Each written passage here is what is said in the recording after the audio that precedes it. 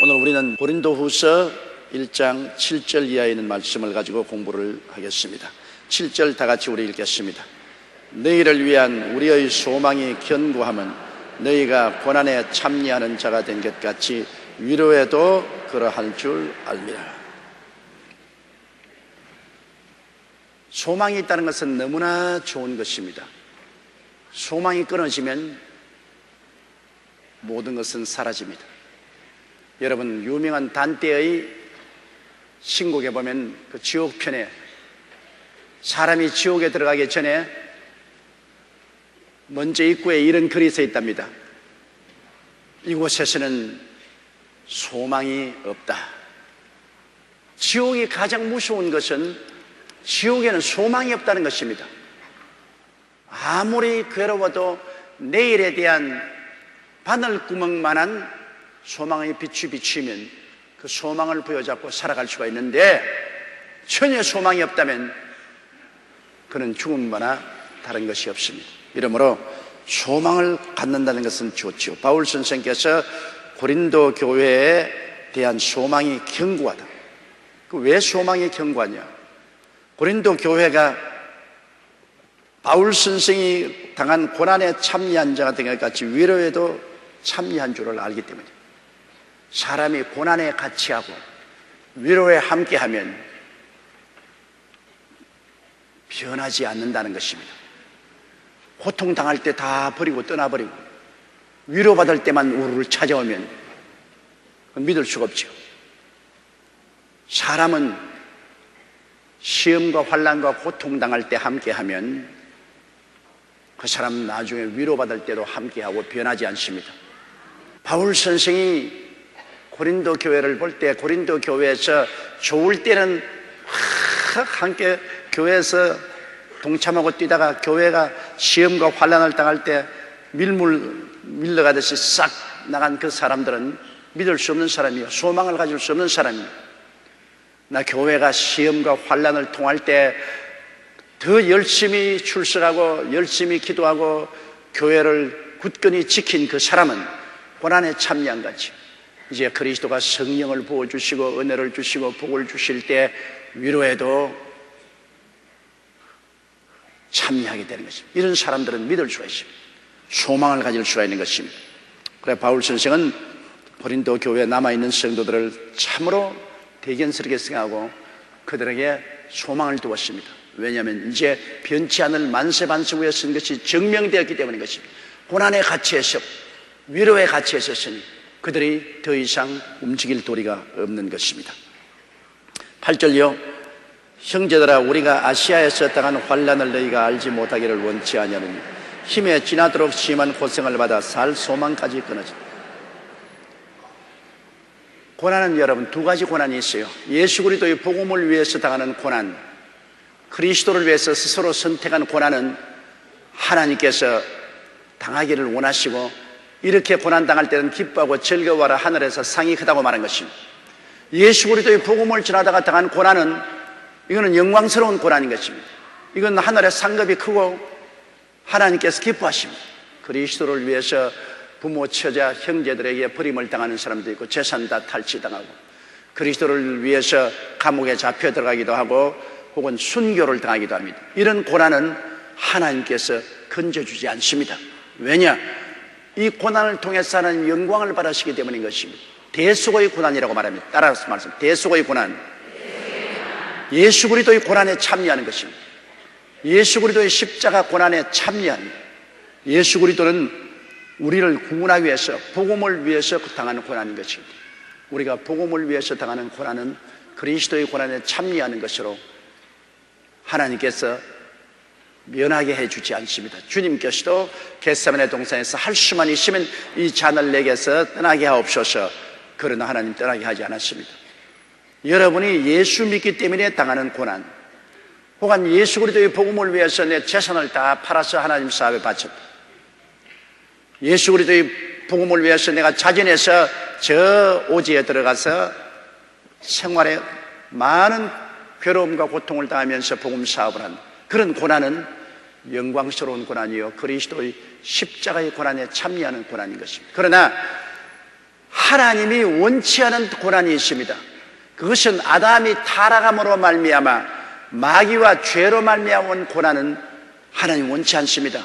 마귀와 죄로 말미암아 온 고난을 주님이 제끼기 위해서 십자가에 못 박인 것입니다. 예수님은 십자가에서 죄를 대속하고 죄를 멸하기 위해서 고난당하지 않으셨습니다. 그러므로 죄로 말미암아 당하는 고난은 일절 주님이 원하지 않습니다. 죄는 멸해버려야 되고 없애버려야 되지, 죄를 걸머지고 고난당하는 것은 주님이 원치 않습니다. 주님은 우리 대신하여 죄를 짊어지고 몸짓고 피 흘려 고난당하심으로 죄를 멸하신 것입니다. 세속과 마귀 때문에 고난당하는 것도 원치 않습니다. 여러분, 세속에 취해가지고서 마귀와 함께 술 취하고 알코올 중독으로 혹은 아편 중독으로 도박광이 되고 음란하고 방탕해서 당하는 고통, 이런 것 주님은 원치 않습니다. 이거는 마귀와 세상이 가져온 고통으로 주님은 이를 멸하시기 위해서 십자가에서 마귀와 힘써 싸워 이기신 것입니다. 이러한 고난은 단항이 벗어버려야 됩니다. 예수 이름으로 물리치고 우리가 거룩함과 성령 충만을 바라야 되는 것입니다. 병 때문에 당하는 고난은 원치 않습니다. 예수님께서는 하는 곳마다 병을 고치시고 마귀를 내어 쫓았습니다. 그렇게 초대교회에 핍박과 고난을 많이 받아도 사도들은 다니면서 귀신 들린 자, 병든 자는 다 고쳤습니다. 그것은 하나님께로부터 온 고통이 아닙니다. 마귀가 가져온 고난입니다.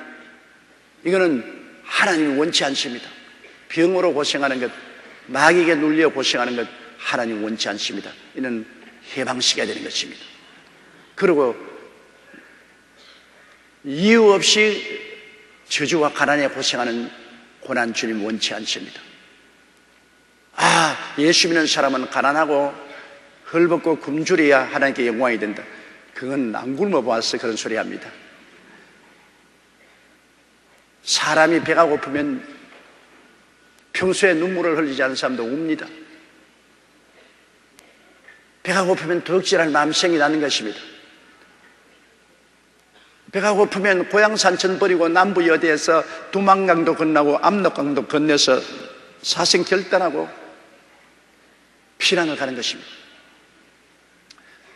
배고픔으로는 고난 주님이 원치 않습니다. 그렇기 때문에 사도 바울 선생은 저 소아시아 지역이나 아가야 지역에 있는 교회들에게 끊임없이 헌금을 거두어서 핍박을 받아 배고픈 예루살렘 성도들에게 물자로 도와주었습니다. 배고픈 고난이 하나님의 영광이 같으면 물자를 모아서 도와줄 필요가 없지 않아요. 우리가 저주받고 가난한 것을 주님께서 멸하기 위해서 십자가에서 대신 저주를 받고 대신 가난해서 청산한 것입니다. 자기가 게을러서 가난한 거야 어찌할 도리가 없죠. 그러나 열심히 일해도 열매를 맺지 못하는 이러한 삶에서 해방되기 위해서 주님은 십자가에서 저주를 제하시고 아브라함의 축복을 허락하신 것입니다. 배고픔의 고난에서 해방되고 남에게 배고픈 사람에게 도와줄 수 있어야 됩니다. 주는 자가 받는 자보다 복이 있다고 하니까 우리가 있어야 주지요. 없으면 줄 수가 없지 않아요. 또 죽음의 고난을 주님께서 원치 않습니다. 고난이 하나님의 영광이라면 죽어서 지옥 가야죠. 하나님은 우리가 죽어서 지옥 가는 고난을 면하게 하기 위해서 그 아들 예수님이 죽어서 음부에 내려갔다가 사흘 만에 부활하심으로 사망과 음부를 철폐했습니다. 받지 말아야 될 고난은 예수님이 십자가에서 대속한 은혜는 받아들여서 모든 그 고난은 우리가 철폐해야 됩니다. 죄로 인하여 다가오는 고난, 마귀와 세속으로 의해서 오는 고난, 질병으로 오는 고난, 저주와 가난으로 오는 고난, 그 다음 죽음으로써 지옥 가는 고난은 주님이 십자가에서 다 멸해버리신 것입니다. 그러면 우리가 하나님이 기뻐하는 고난은 그리스도의 복음을 위해서 당하는 고난인 것입니다. 예수 그리스도를 믿음으로 말미암아 내 가정과 친척과 동포와 세계 가운데서 웃음거리가 되고 혹은 감옥에 들어가기도 하고 헐벗고 쫓겨나기도 하고 순교당하기도 하고 이런 고난은 하늘에서 상급이 큽니다.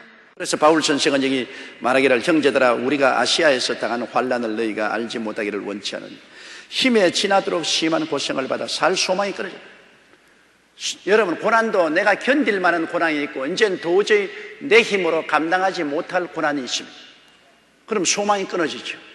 내 힘으로 감당할 고난은 내가 싸워나가지만은 내 힘으로 감당하지 못할 고난이 다가오면 그때는 소망이 사라지고 인생을 포기하게 됩니다.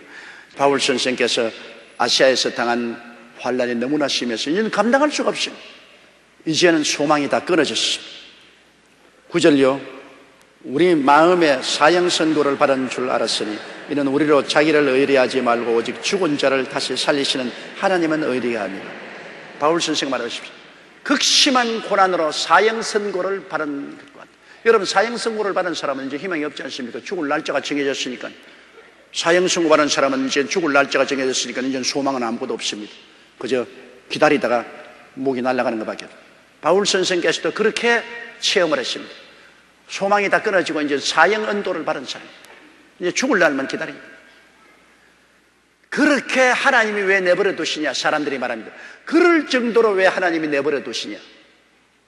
하나님이 살아계시면 왜 그렇게까지 하느냐? 바울 선생은 여기 말하기를 우리로 자기를 의뢰하지 말고 오직 죽은 자를 다시 살리시는 하나님만 의뢰하게 하며, 그를 통해서 조그만쯤이라도 인간을 의뢰하던 그 건덕지도 다 없애버린다는 것입니다. 내가 하던 것 건덕지도 없애버린다.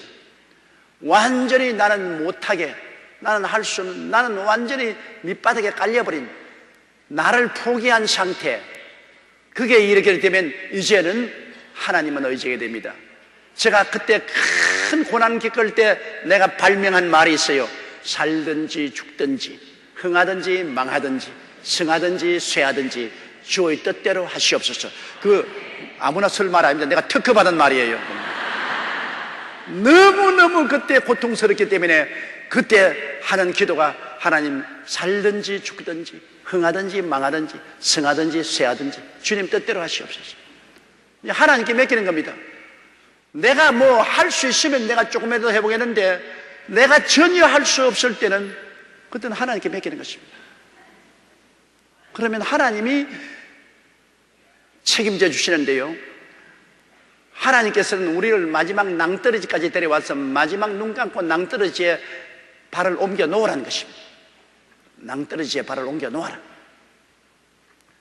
그거는 절대 믿음과 절대 순종이 아니고는 낭떠러지에 발을 옮겨 놓을 수 없어요. 조그만치라도 나를 의지할 수 있으면 낭떠러지에서 발을 옮겨 놓지 않습니다. 그러나 절대 절망의 순간에 이판저판 사판일 때는 믿고 순종하고 낭떠러지에 발을 뒤어 놓으면 하나님이 받아주신다는 것입니다. 여러분, 그러므로 믿음은 절대 순종과 믿음인데 이것은 고난을 통해서 그런 결단을 배우는 겁니다. 편안한 사람을 한 사람은 하나님께 목숨을 걸고 믿는다는 것 이해가 안 됩니다. 그러나 고난을 통하면 목숨을 걸고 하나님을 의지한다는 것을 배우게 됩니다. 사람은 마지막까지도 하나님을 믿고 의지하는 것보다도 내 수단과 방법을 바라봅니다. 내 수단과 방법이 다 끊어지고 소망이 끊어지고 나면은 그때 성부를 믿음에 겁니다. 믿고 순종하고, 주여 이제는 살든지 죽든지 흥하든지 망하든지 생하든지 쇠하든지 주님 뜻대로 하옵소서. 눈질을 감고 손 놔버리는 것입니다. 그렇게 하나님께 의지할 때 하나님이 책임져 주는 것입니다. 그때 하나님이 책임져 주시. 내가 살겠다고 막 발부둥을 치고 내 수단과 방법으로 야단 법석을 할 때 그때 하나님이 도와주셔도 나중에 말하기를 내가 잘해서 되었지, 내가 막 발부둥을 치니까 되었지, 그렇게 말합니다. 물에 빠진 사람 살겠다고 막 흐우적거릴 때 건지러 들어가면 그 사람에게 잡히면 아무리 수영을 잘하는 사람도 같이 빠져 죽습니다. 막 끌어안고 발로서 휘어 감고 매달리니까 뭐 수영할 수 있어야죠. 물에 빠진 사람 건지려면 이 사람 발부등을 치고 치다가 이제는 기진맥진해서 늘어졌을 때, 그리고 깔아앉을 때, 그때 가서 머리를 휘어잡고서 끌어당기면 그때는 안 매달립니다. 그때는 끌어내올 수 있어요. 이처럼 하나님이 인간이 자기 스스로 살겠다고 몸부림을 치고 수단과 방법과 노력을 다 동원해서 야단 법석을 할 때는 내버려 두는 것입니다. 잘해라. 얼마나 오래 견디는지 보자. 나중에는 기진맥진해서 이제는 다 죽게 되었을 때 하나님 나 죽습니다. 그리고 하나님께 내 맡길 때 그때 오냐? 이번엔 내가 살려주고. 그거는 살아나면 분명히 하나님이 고쳐준 것을 알 수가 있습니다. 하나님이 도와준 걸 알고 있어요. 자기는 못했으니까 이제는 완전히 절망에 처했을 때 하나님이 건져주었으므로 하나님께 감사를 드리고 하나님께 영광을 돌리게 되는 것입니다. 그러므로 이런 체험을 하나님이 많이 시킬수록 우리는 믿음에 담대해지는 것입니다. 하나님께서 믿음으로 성장하고 크게 믿음으로 사용할 사람은 이러한 벼랑으로 몰아칠 때가 많습니다. 적은 벼랑, 중간쯤 벼랑, 큰 벼랑으로 몰아쳐서 담력을 키우는 것입니다. 믿음은 담력이니까요. 그래서 점점 경험을 얻으면 이제는 믿음의 담력이 생깁니다. 여러분, 어떻게 해서 다윗이 골리앗과 싸웠습니까? 그는 아무도 없는 때에 사자와 싸우고 곰과 싸워서 믿음의 담력을 키웠기 때문에요. 그러므로 골리앗께도 담대히 나갈 수 있습니다. 믿음은 담력입니다. 겁을 집어먹으면 절대로 믿음으로 나갈 수 없습니다. 믿음은 담력이에요. 겁을 집어먹지 않고 그냥 간을 배 밖에 내놓고 그냥 나가는 거예요. 그런 담력을 가지고서 주님께 의지하면 주님의 역사가 일어나는 것입니다. 이런 것은 경험을 통해서 얻는 것인데 바울 선생은 오직 죽은 자를 달리시는 하나님만 의지하기, 그렇게 해서 바울 선생에게 믿음의 담력을 허락해 주신 것입니다. 10절요. 그가 이같이 큰 사망에서 우리를 건지셨고 또 건지시리라. 또한 이후에라도 건지시기를 그를 의지하여 바라노라. 이게 이제 담력을 얻은 여러분 고백입니다. 바울 선생이 그런 어마어마한 환난과 죽음에서 하나님이 건져 주었기 때문에 그가 이같이 큰 사망에서 우리를 건졌다. 경험이 있습니다. 내가 어마어마한 큰 환난과 고통에서도 건짐을 받았는데 이런 정도는 이것은 씩 웃고 지나갈 수가 있다. 그러니 경험이 얼마나 좋습니까?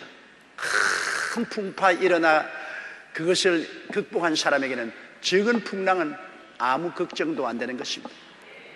그러나 큰 풍파를 체험하지 못한 사람은 적은 풍랑이 와도 벌벌 떨게 되죠.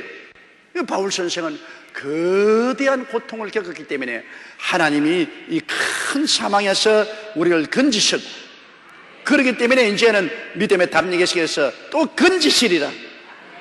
앞으로도 이런 것 다가오면 또 건지시리라. 2월에도 건지시기를 그를 의지하여 바라노라. 건지셨고 또 건지실 것이다. 또 앞으로 하나님이 건지시기를 바란다. 배짱 있는 믿음이 생기는 것입니다. 믿음이라는 것은 여러분 머리에서 나오는 것이 아니라 뱃속에서 나오는 것입니다. 머리로 믿는 믿음은 여러분 믿음이 아닙니다. 그건 지식이죠. 경험을 통해서 얻는 믿음은 뱃속에서 나오는 믿음입니다. 뱃속의 믿음, 배짱 있는 믿음입니다. 눈도 깜짝하지 않고 동남풍아 불어라, 서북풍아 불어라, 가시밭에 백합화 예수양이 날린다. 까짓것 내가 무서워할 것이 뭐냐, 믿습니다로 나간다고. 배짱 있는 믿음은 이와 같은 많은 시험과 환난을 통해서 이를 이겨낸 체험을 한 신앙이 이런 믿음을 가져오는 것입니다. 11절요. 너희도 우리를 위하여 간구함으로 도우라. 이는 우리가 많은 사람의 기도로 얻은 은사를 인하여 많은 사람도 우리를 위하여 감사하게 하려 합니다. 너희도 우리를 위하여 간구함으로 도우라. 여러분, 이 세상에서 물질로도 도울 수가 있고 직접 가서 힘으로 도울 수 있지만은 가장 큰 도움은 기도로서 도와주는 것입니다. 배후에서 기도를 해서 하나님의 손길이 움직이게 하는 것이 가장 큰 도움인 것입니다. 그러므로 바울 선생께서는 고린도 교인을 보고 너희들도 우리를 기도로서 도우라. 응원을 하라. 응원을 하라. 그냥 운동 경기할 때 우리 편에서 이기라고 응원하는 것도 굉장한 사기를 진작시키는데, 여러분 기도로서 도우면 그 기도는 하나님의 손을 우리에 향해서 향하도록 하는 것입니다. 하나님은 기도를 통해서 우리에게 간섭하는 것입니다. 기도 안 하면 하나님께서 우리의 일에 간섭하지 않아요. 기도를 하면은 하나님이 우리의 일에 간섭을 해요. 그러므로 고린도 교인들이 기도를 하면 하나님의 능력이 나타납니다. 제가 해외 선교 나갈 때 가장 큰 기대를 하는 것은 배후에 여러분이 기도해 주시고 있다. 그것이 굉장한 마음의 위로가 되는 것입니다. 배후에 우리 성도들이 기도를 하고 있다. 한두 명도 아닌 수만 명, 수십만 명이 기도를 해주고 있다. 그 기도가 하늘의 마귀의 권세를 깨뜨리고 하나님의 권세와 능력을 허락하신다. 그렇기 때문에 여러분, 제가 가는 곳마다 수십만, 100만이 넘는 군중들을 모아놓고 복음을 전할 수 있는 이유가 배후에 기도가 있기 때문에 그런 것입니다. 아마 이 세계에서 가장 배후에 큰 기도의 세력을 가지고 있는 사람이 저일 것입니다.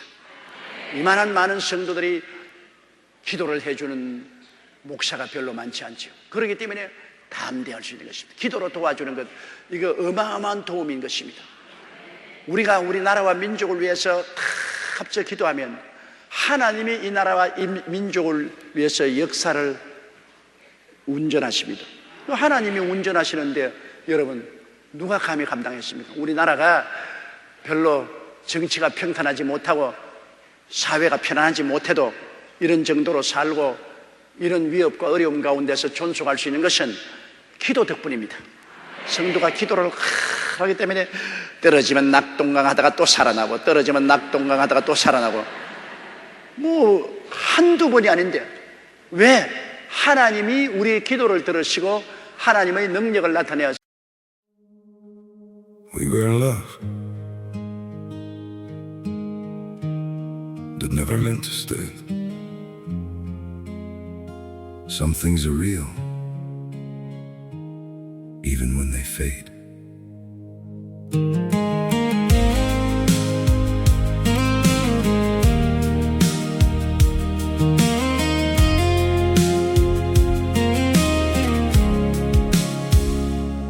I used to think if we kept holding on, we could bend the truth somehow. But love can't fight what's pulling us apart, and it's breaking us down now. Yeah, we had it all, or at least it felt that way. Now it's just silence, where your voice used to stay. I still replay the nights we couldn't sleep, talking about a life we chased somehow. We were building dreams on fragile ground, didn't see them breaking down till now. Your shadow lingers in the air I breathe, like a song that never found its end. We kept saying we would never change, now we don't even pretend. Goodbye, my everything, my only. They say letting go makes you lighter. So why does my chest feel heavier every time I try to forget you? I packed away the pictures on the shelf, but somehow you're still everywhere. In every quiet moment I can't escape, you're the echo hanging in the air. I told myself this was the right thing, that love shouldn't feel this hard. But walking away from what we built feels like tearing out apart. We say goodbye just to let go.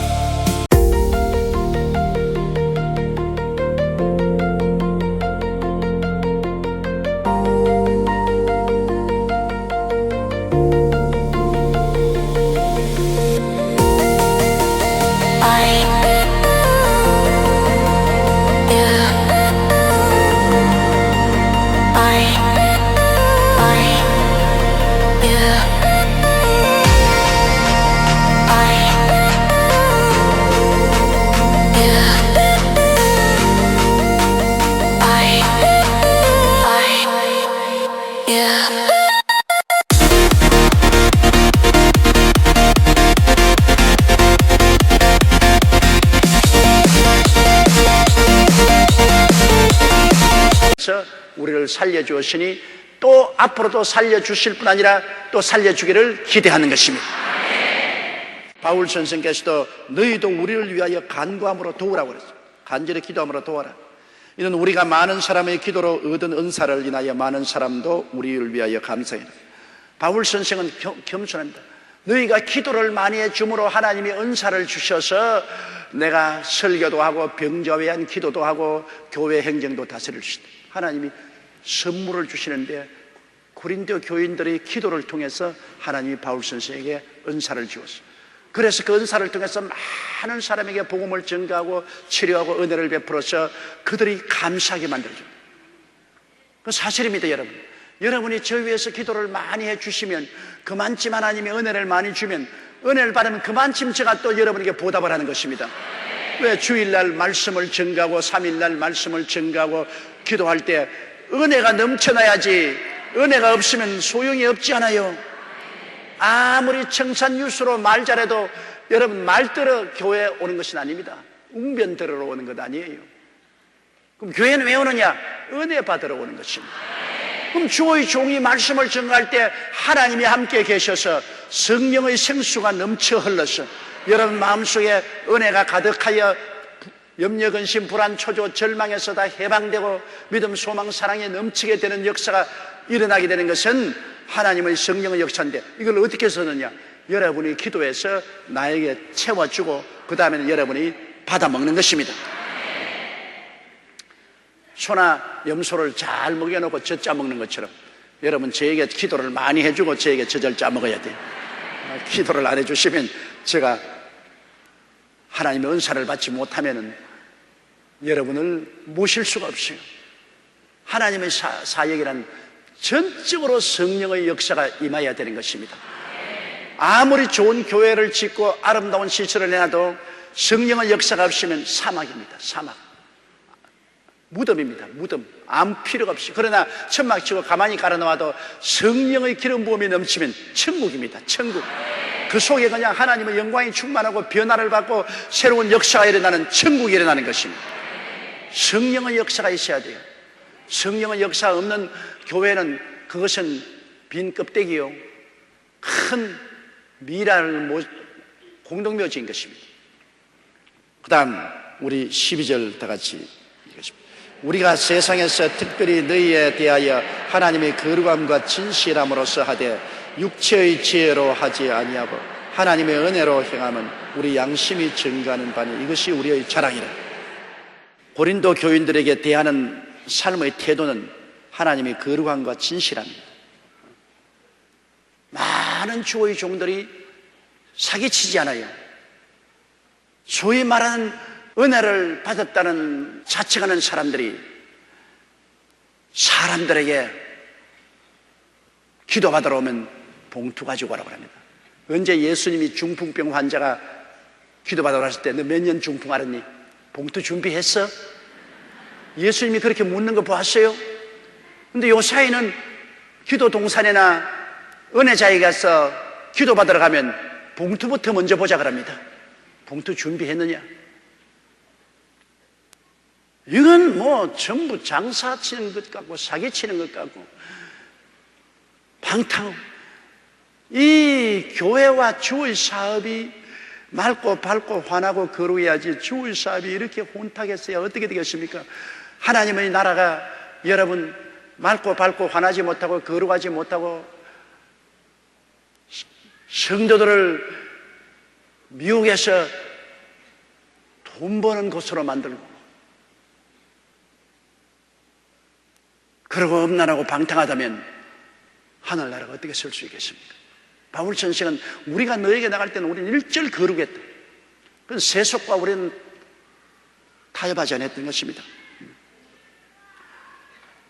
그러므로 돈 벌기 위해서 너에게 나간 것도 아니고 너희들을 이용하기 위해서 나간 것도 아니고 일절 하나님 편에 서서 너희들 영혼의 유익을 위해서 복음을 전개했지 우리가 너희들 이용하려고 하는 것은 일절 거룩했다.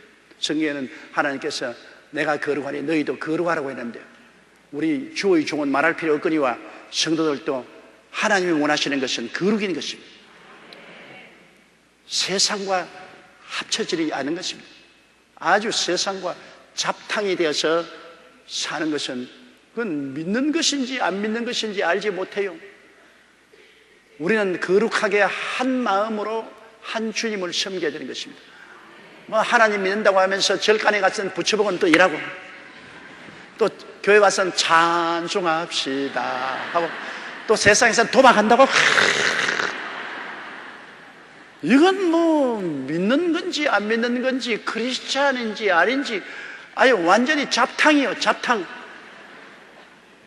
그런 사람들이 많다고요, 여러분. 한결같은 마음으로 주님을 섬겨야죠. 변함없는 마음으로 주님을 섬겨야죠. 그것이 거룩한 것이, 거룩이라는 것은 세상을 등지고 세속을 등지고 하나님을 섬기는 것입니다. 세상을 등지는 것은 세상에 우리 살아야 됩니다. 세속 말입니다. 썩어지고 부패하고 문드러진 부정부패한 세속을 등지고 깨끗한 마음으로 하나님을 섬기는 것이 거룩하게 섬기고, 또 진실한, 거짓을 말하지 않고 진실한 것.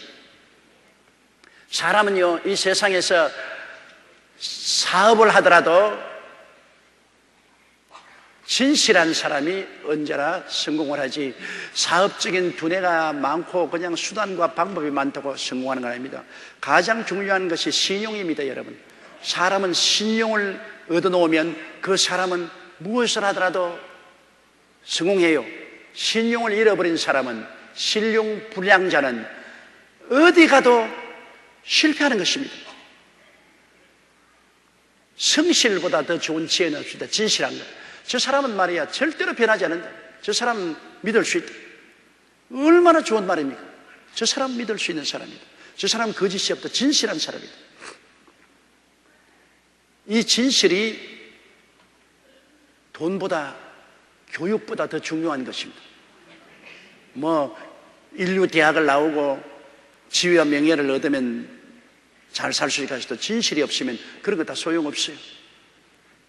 거짓 가지고는 인생을 살지 못합니다. 오늘날 사회에 모두 다 텅텅 터지는 것이 전부 거짓말하기 때문에 터지지 않습니까? 바울 선생은 우리는 고린도 교인들을 대할 때 어떤 탐욕을 가지고 대하지 않고 거룩하게 대하고 거짓이 없이 진실하게 너희들을 대하고, 삶의 태도인 것입니다. 하나님의 거룩함과 진실함으로써 하되 육체의 지혜로 아니하고 하나님의 은혜로 합니다. 인간의 육체의 지혜라는 것은 인간의 철학이나 인간의 지식이나 인간의 학문이나 이런 것 가지고서 사람 자랑하지 않고 성령이 오셔서 하나님의 은혜로 내가 너희들에게 목회를 했다. 이거 정말 중요합니다, 여러분. 하나님의 은혜로 하면 영원히 남거니와 인간의 지혜로 하면 얼마 있다가 사라지고 마는 것입니다. 교회도 그거 한 가지입니다. 교회도 하나님의 성령의 역사로 은혜가 와서 사람들이 변화되고 새롭게 되면 교회가 부흥되지만은, 교회를 하나의 엔터테인먼트, 즉 연예 활동으로서 교회를 부흥시키려 합니다. 교회에 와서 막 연예인들 와서 노래 부르고 그냥 막 이렇게 하고 사람들마다 막 입을 열고 박수 치고 환영하고, 그런 것은 일시적인 흥분입니다. 은혜가 아닙니다. 흥분과 은혜는 틀립니다. 일시적인 엑스타시, 흥분을 가지고서 은혜라고 생각하면 큰일입니다. 흥분은 얼마 있으면 사라져버리고 마는 것입니다. 그리고 현실로 돌아오게 되면 흥분한 만큼 더 깔아지는 것입니다. 사람이 이 세상에 굉장히 흥분을 했으면 그 다음 깔아지면 굉장히 마음에 낙심하는 것입니다. 은혜라는 것은 우리 근본적인 마음의 변화를 받고 평안을 갖다 주는 것입니다. 은혜가 교회를 부흥시키지, 이런 일시적인 흥분으로서 교회 부흥시키는 것은 아닙니다. 우리 성도들이 함께 관광여행을 가야 교회가 부흥된다. 교회 그냥 페스티벌을 해야 된다. 그러시면 교회에서 굉장히 식사 대접을 해야 됩니다. 그런 것 가지고 여러분 절대로 부흥은 안 됩니다. 사람의 변화는 마음에서 와야 되는 것입니다. 마음, 이 마음을 변화시키는 것은 성령이 와야 변화되는 것입니다. 인간의 지혜로 되는 것이 아닙니다. 인간의 수단과 방법과 노력으로서 절대로 사람은 중심이 변화되지 않습니다. 중심은 예수를 믿고 성령의 은혜를 받아서 마음이 변화를 받게 되는 것입니다. 은혜가 얼마나 좋은지 몰라요. 한 번 은혜를 받으면 그 은혜가 평생토록 가요. 한 번 크게 은혜를 받으면 은혜는 우리의 인생을 완전히 변화시켜 놓고 우리의 삶의 방향을 완전히 변화시키는 것입니다. 은혜를 안 받은 교인들이 그저 왔다 갔다 흔들흔들 이리도 가고 저리도 가죠. 은혜를 받으면 평생이 변화되어 버리고 마는 것입니다. 바울 선생께서 하신 말씀은 인간의 지혜로서 교육을 통해서 철학을 통해서 문학을 통해서 학문을 통해서 역사를 통해서 인간적인 지혜와 수단과 방법을 통해서 그렇게 해서 목회한 것이 아니고 나는 말씀과 성령의 은혜로서 너에게 목회했다.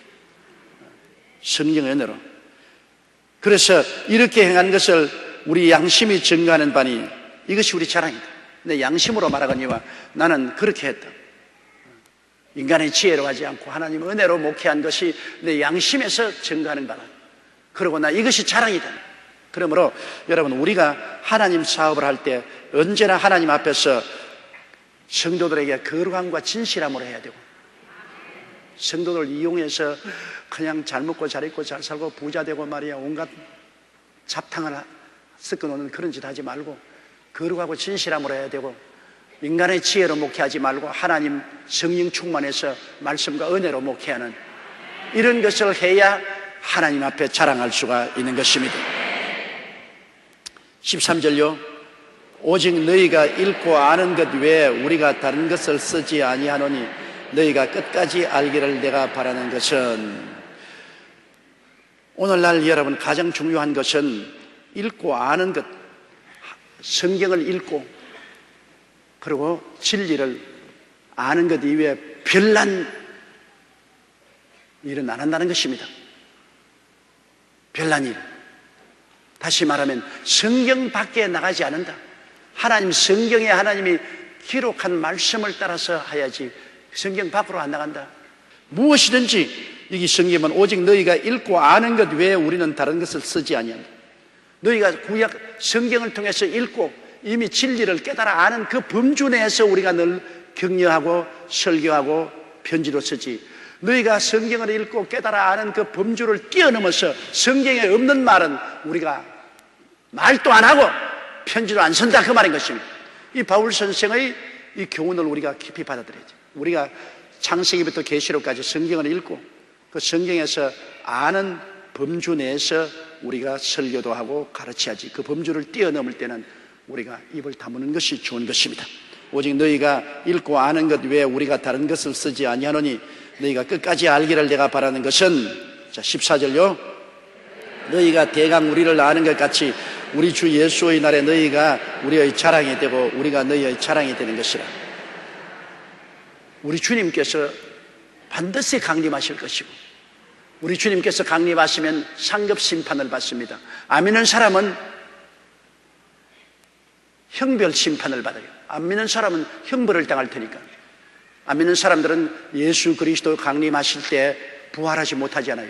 안 믿는 사람들은 언제 부활하냐? 천년왕국이 지나고 난 다음에 부활해서 백보자 심판을 받고 불과 여왕으로 탄 못에 던져버립니다. 안 믿는 사람들은 죽으면 모두 다 옥에 갇힙니다. 하이데스라는 지옥에 갇혀 있습니다. 나중에 불과 여왕으로 타는 못은 게헤나입니다. 더 무서운 곳입니다. 내게 인터넷 편지가 왔는데 우리 어느 구역장이 성도들에게 가르치기를 예수 믿는 사람도 죽으면 그 영혼이 닷새 동안 집에서 있으면서 산 사람이 뭘 하는가 살펴보고 있다가 간다 그러는데 그 구역장 세상에 어디에서 그런 말을 들었습니까? 그러니까 그 말을 들은 구역원이 목사님 이것이 참말입니까 거짓말입니까 판단해 주십시오. 기절초풍할 일입니다. 어디 성경에 죽으면 닷새 동안 집에 있어가지고 산 사람이 무슨 행동하는가 살펴보다가 간다고 합니까? 그런 거 없어요. 사람이 죽으면 육신의 장막집을 떠나는 그 즉시로 구원받은 사람은 주님이 오셔서 주인 있는 곳으로 데려가시고 안 믿는 사람들은 마귀에게 끌려서 옥으로 갑니다. 그래요. 즉시로 남아서 살펴보지 않습니다. 예수 믿는 사람은 그냥 하늘나라 가고 안 믿는 사람은 옥으로 가고 그런데 뭐 제사 먹으러 온다. 그건 다 마귀가 가장하는 것입니다. 마귀가 부모를 가정하고 형제를 가정에 남아서 우리를 미혹해 하는 것이 마귀는 거짓의 예비 아닙니까? 얼마나 거짓을 할 수 있지? 내가 옛날에 귀신 많이 주시할 때 보면 내가 너 고모다, 내가 너 아버지다, 아버지를 이렇게 박대하면 어디 있느냐? 그럼 내가 말합니다. 아버지나 고모가 왔으면 왜 이렇게 괴롭히노? 아버지와 고모는 평생에 잘 되기를 그렇게 원했는데 아버지 신이 붙었으면 왜 자식을 이렇게 괴롭히며 고모 귀신이 왔으면 왜 이렇게 괴롭히나? 거짓의 예비야. 물러가니까 잘 또 안 해 하면서 쫓겨나갑니다. 마귀에게 속으면 안 돼요. 사람이 죽으면 이 땅에 머물지 않아요. 이 땅하고는 이미 인연이 끊어졌어요. 믿는 사람은 직행으로 천국으로 가고 안 믿는 사람은 직행으로 하이데스, 즉 지옥으로 가는 것입니다. 여기 이 땅에 남아있지 않아요. 이 땅에는 오직 마귀와 귀신들이 남아서 사람들을 미혹하는 것입니다. 우리가 진리를 알면 미혹되지 말아야죠. 그런데 이제 그날에 주님이 오시는 그날에는 우리 예수 믿는 사람은 상급 심판을 받습니다. 형벌 심판을 받지 않고 상급 심판은 우리가 이 땅에 살 동안에 어떻게 주를 위해서 고난당했는가, 어떻게 주를 위해서 희생했는가, 주님 위해서 어떻게 많은 일을 했는가, 그런 모든 것을 주님께서 형평을 고려해서 우리가 상급을 주시는 거죠. 그때 바울 선생은 하나님 앞에 자랑할 수 있는, 저 고린도 교인들 전부 다 내가 주께로 인도해서 양육했습니다. 자랑할 수 있죠. 또 고린도 교인들은 우리가 예수도 모르고 지옥 가는데 저 바울 선생이 와서 우리에게 전도해서 우리를 구원해서 이렇게 영광스럽게 했으니 바울 선생을 우리는 정말 하나님 앞에 높이 칭찬하고 자랑합니다. 서로 자랑이 돼. 바울 선생은 자기의 칭찬이요 면류관이 된 고린도 교인들을 두고서 자랑하고, 고린도 교인은 바울 선생을 두고 자랑하고, 우리 나중에 천당 가면 서로 자랑의 대상이 됩니다. 저는 여러분이 자랑의 대상이 됩니다. 하나님, 제가 목회하는 가운데 찾아온 우리 성도들 말씀 듣고 변화받고 이 세상의 그 거센 유혹과 모든 어려움을 견디고 끝까지 믿었으니 얼마나 자랑스러운지 모릅니다. 난 여러분 자랑할 거예요. 그러면 여러분은 또 저 자랑할 겁니다. 우리는 조용기 목사 만나가 주일날 수요일날 말씀 듣고 기도받고 신앙에 성장했으니 우리는 목사님을 자랑으로 생각합니다. 서로 칭찬하고 서로 자랑하게 될 것입니다. 그러니 하늘나라 올라갈 때 얼마나 좋겠어요. 이제 하늘나라 우리가 갈 날이 정말로 자꾸 가까워온 것 같이 저는 느꼈습니다. 모든 자연 환경이 여러분 주님이 예언한 말씀 그대로 이루어져가고 있는 것입니다. 기후변화로 말미암아 우리나라도 이제는 봄이 없어지고 겨울에서 직행 여름으로 오는가 하면 가을이 없어지고 여름에서 직행 겨울로 갑니다. 큰 생태계의 변화가 다가옵니다. 얼마 전에 서울까지 소나무가 없어지는 겁니다. 소나무는 한대에만 있는데 이게 너무나 온대 아열대성 기후가 다가오기 때문에 소나무가 더 없어요. 아열대성 나무들이 서울까지 있다. 이 기후변화로 말미암아 천재지변이 일어나서 크게 홍수가 다가오고 눈사태가 내리고 얼마나 많은 사람이 죽습니까? 그러고 난 다음에 말세에는 온역인데 온역 하지만 에이즈 같은 온역이 세상에 어디 있어요? 온역은 어마어마한 괴질로서 오늘날 아프리카, 아시아 전 세계 사람들을 도륙하고 있는 것입니다. 에이즈 마치 무서운 유행병이 역사상에는 없었습니다. 그런 병이 말세에 일어나고, 그리고 오늘날은 여러분 전쟁과 전쟁 수는 이번에는 옛날과 달라서 테러 전쟁입니다. 이제는 문화 전쟁이에요. 기독교, 불교, 이슬람교, 힌두교 문화 전쟁입니다. 문화 전쟁은 정면 충돌보다도 처체 전쟁 소식이 들리는 거죠. 테러 전쟁입니다. 테러가 얼마나 무섭습니까? 그리고 이런 것에 추가해서 기근이 온 세계에 다가오고, 그리고 마지막 때는 하나님께서 모든 육체에게 성령을 부어주겠다 그랬는데, 우리가 제일 처음에 1950년도에 성령운동할 때는 성령운동하면 전부 미쳤다 그랬습니다. 방언하면 미쳤다 그러고, 성경에 방언이 어디 있냐 그러고, 병자 위에 기도한다고 미쳤다고 야단이고, 이리저리 가서 박대를 많이 받았는데, 요 사이는 성령 안 받은 교회가 어디 있습니까?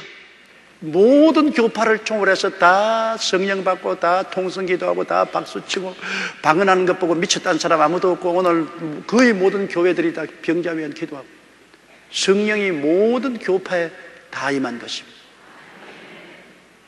농부가 이른 비와 늦은 비를 기다리고 추수를 한다고 하는 거죠. 이른 비는 오순절 날에 왔고 늦은 비는 지금 온 성령의 역사가 1900년도부터 시작해서 지금 1901년도에 9년대부터 시작한 성령 역사가 오늘 지금 2003년에 여기까지 계속했습니다. 이제는 추수할 때가 눈앞에 다가왔습니다. 이른 비와 늦은 비가 왔으니까 이제는 추수할 때가 다가왔습니다. 이래저래 우리가 주님 나라에 들어갈 날이 굉장히 가까웠고 이 세상 역사가 끝나고 하나님의 역사가 시작될 날이 눈앞에 다가왔으므로 우리들은 더욱 성령으로 충만하고 주님 중심으로 굳세게 서서 신앙생활을 해나가야만 될 것입니다.